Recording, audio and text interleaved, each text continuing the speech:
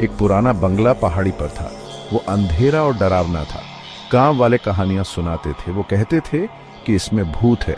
लोगों ने चीखें सुनी, उन्होंने परछाइयां हिलते देखी। कोई भी पास जाने की हिम्मत नहीं करता था। बंगला डर की जगह था। आकाश एक बहादुर लड़का था। उसे एडवेंचर्स पसंद थे। वो भूतों में विश्वास नहीं करता था। वो कहानियों पर हंसता था। एक दिन उसके दोस्तों ने उसे चैलेंज किया। उन्होंने कहा, बंगले में जाओ। आकाश मान गया। वो डरा नहीं। उसने रात को जाने का प्लान बनाया। रात हो गई, चांद छिप गया था। आकाश और उसके दोस्त मिले। वो डरे हुए थे, लेकिन आकाश डिटरमिन्ड था। वो बंगले की तरफ चले। गेट की आवाज आई, की की। हवा ठंडी थी। वो बंगले में घुस गए। हर कदम डर से भरा था। दोस्त नीचे सीढ़ियों से गए। उन्हें एक बेसमेंट मिला। अचानक एक रोशनी दिखाई दी। सफेद कपड़ों में एक औरत रो रही थी। आकाश डर गया। वो जानता था कि ये भूत है।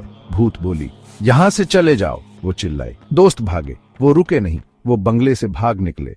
उन्होंने सबको चेतावनी दी। बंगला भूता बना रहा, लेकिन आकाश और उसके दोस्त सेफ थे।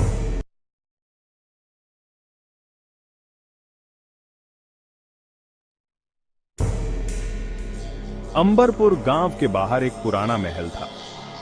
देखने में तो बड़ा आलीशान था, लेकिन एकदम खामोश और डरावना। गांव वाले अजीबोगरीब आवाजें और भूतिया साया देखने की बातें करते थे। कोई भी महल के पास जाने की हिम्मत नहीं करता था। किसी अनजान चीज के गुस्से से डरते थे।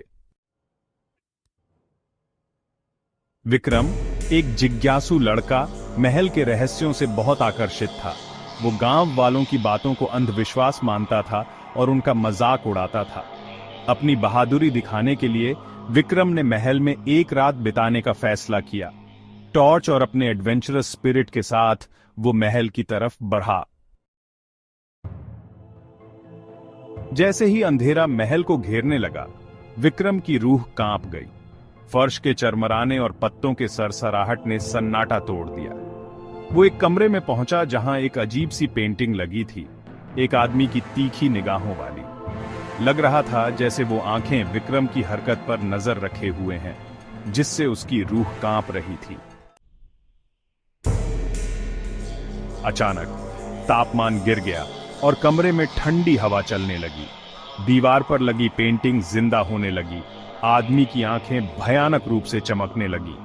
पेंटिंग से एक भूतिया आकृति निकली, जिसकी आवाज एक दहाड़ जैसी थी, जिसने पूरे कमरे को हिला दिया। डर के मारे विक्रम कांपने लगा। उसे समझ आ गया कि गांव वालों की बातें सच थीं।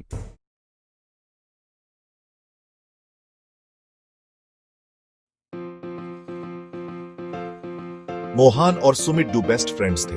वो एक छोटे से गांव में रहते थे। दोनों हमेशा साथ खेलते थे। वो एक दूसरे की बहुत करे करते थे। एक दिन मोहन और सुमित जंगल में लकड़ी लेने गए।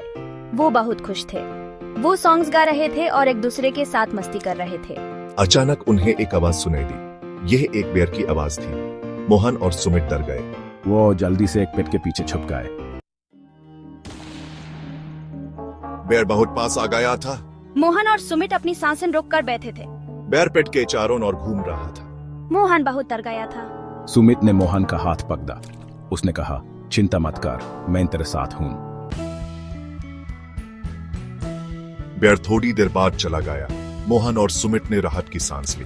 वो पेट के पीछे से बाहर आए। मोहन ने सुमित का थैंक यू किया। उसने कहा, तूने मेरी जान बचाई, तुम सच्चे दोस्त हो। सुमित ने कहा, दोस्त हमेशा एक दूसरे की मदद करते हैं। मोहन और सुमित घर वापस आ गए। वो बहुत खुश थे कि वो सेफ थे। उन्होंने ये स्टोरी अपने सभी दोस्तों को बताई। मोहन और सुमित हमेशा एक दूसरे के साथ रहे। वो जानते थे कि सच्ची दोस्ती अनमोल होती है।